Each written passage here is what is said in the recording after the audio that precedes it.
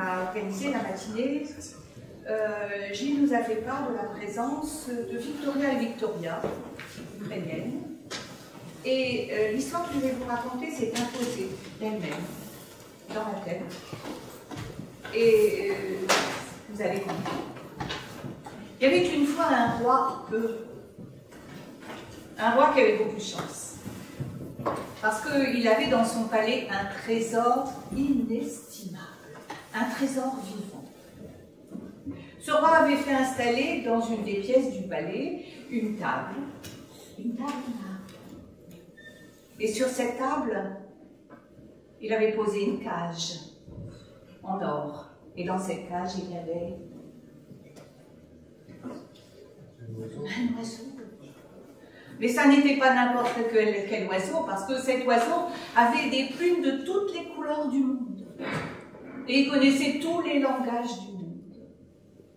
Il ne se passait pas un jour, pas un seul, sans que le roi ne vienne s'asseoir près de la cage pour écouter son oiseau chanter et parler.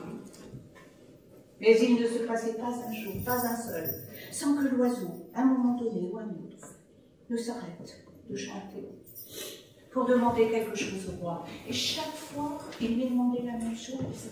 Chaque fois, il lui disait « S'il te plaît, roi de ton pays, puisque tu dis que je suis ton trésor le plus précieux, alors tu pourrais m'accorder quelque chose. » Oh, mais bien sûr, disait le roi, qu'est-ce qui te ferait plaisir? Accorde-moi ma liberté. Ah oui, mais ça, c'était trop demandé au roi. Et chaque fois qu'il entendait ça, il se mettait à crier, il se mettait en colère. Il disait à l'oiseau, mais qu'est-ce que tu crois? Tu crois qu'un roi va laisser s'envoler son trésor comme ça? Mais qu'est-ce que tu t'imagines? Ta place est ici. Tu n'es pas bien ici. Et chaque fois que l'oiseau voyait ça, entendait ça, il n'aimait pas voir son roi en colère. Alors il parlait d'autre chose. Et voilà un jour, le roi s'est préparé à partir en voyage. Un voyage, vous savez comment font quelquefois les rois, un voyage au bout du monde. Mais la veille de son départ, le roi est venu s'asseoir près de l'oiseau et lui a dit, tu sais, demain, je ne viendrai pas m'asseoir près de toi. Non, demain je serai parti, je pars en voyage. Oh, ça va durer des semaines. Mais rassure-toi, je ne t'oublierai pas. Et puis tu sais, le pays où je vais, c'est un pays que tu connais bien, c'est le pays où tu es né. Alors, puisque je vais dans ton pays natal, l'oiseau, qu'est-ce que tu veux que je te rapporte? Ah, tu vas dans mon pays? Alors, rapporte-moi ma liberté. Ben, encore une fois, le roi s'est mis en colère. Il a dit à l'oiseau qu'il n'en était pas question. Demande-moi ce que tu voudras, mais ça, je ne peux pas te l'accorder. Eh bien, cette fois-ci, l'oiseau, lui aussi, s'est mis en colère. Il a regardé le roi et lui a dit, si tu es le roi de ton pays, je veux que tu ailles dans la forêt où je suis né. Tu t'enfonceras au plus profond de cette forêt, et là, tu arriveras dans une clairière. Et dans cette clairière, tu verras un arbre blanc. Et dans cet arbre, des oiseaux aux 1000 couleurs, comme moi. Ce sont mes frères.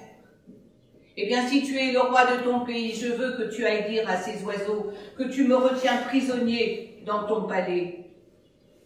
Tu leur diras que je vais bien, que je m'ennuie et que j'aimerais avoir un peu de leurs nouvelles. Tu veux bien faire ça pour moi, le roi? D'accord, a dit le roi. Et le roi est parti. Il a traversé des pays, il a traversé des mers, puis il est arrivé au bout du monde. Et là, ben, il a fait ses affaires de roi. Et puis après, il a demandé qu'on l'emmène dans la forêt. Mais une fois à l'oreille de la forêt, il a voulu qu'on le laisse seul. Il est entré. Il a marché sous les arbres. Et puis, il est arrivé dans la clairière.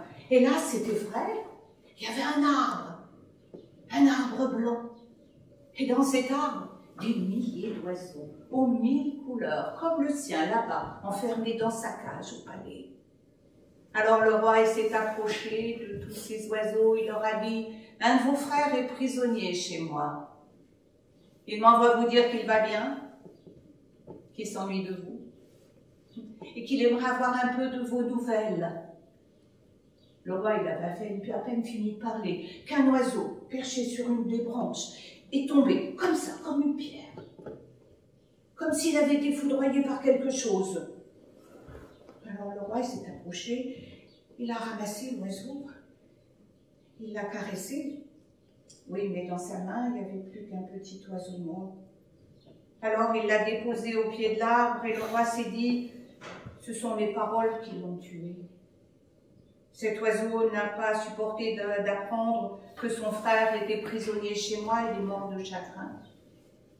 Alors le roi est reparti, sans rien dire, sans rien oser demander d'autre. Et quand il est arrivé au palais, la première chose qu'il a faite, c'est d'aller dans la chambre, dans la pièce où il y avait son oiseau.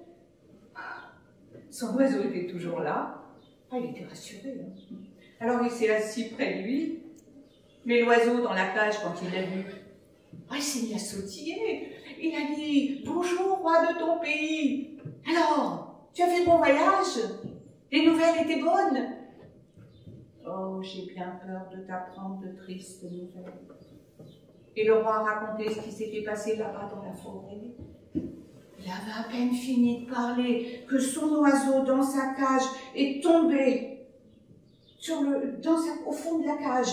Comme l'autre là-bas dans la forêt, il est tombé comme une pierre, comme s'il avait été foudroyé par quelque chose. Alors le roi, il a ouvert la porte de la cage, il a pris son oiseau, il l'a caressé, mais dans sa main, il n'y avait plus qu'un petit oiseau mort. Le roi a beaucoup pleuré.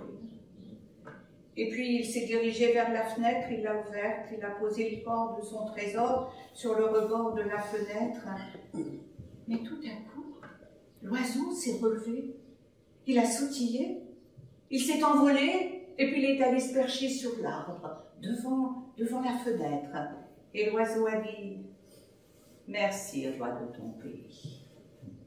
Les nouvelles étaient pour moi de bien bonnes nouvelles. Rassure-toi. L'oiseau que tu as vu mourir dans la forêt, là-bas, il n'est pas mort comme tu le croyais, non. Il faisait semblant. Il me montrait simplement ce que j'aurais à faire pour retrouver ma liberté. Alors tu vois, aujourd'hui est une bonne journée. Hein? Et puis toi, le roi et moi, l'oiseau, nous avons appris quelque chose. Toi, le roi, tu as appris qu'un bon messager ne doit jamais connaître tout à fait le message qu'il apporte.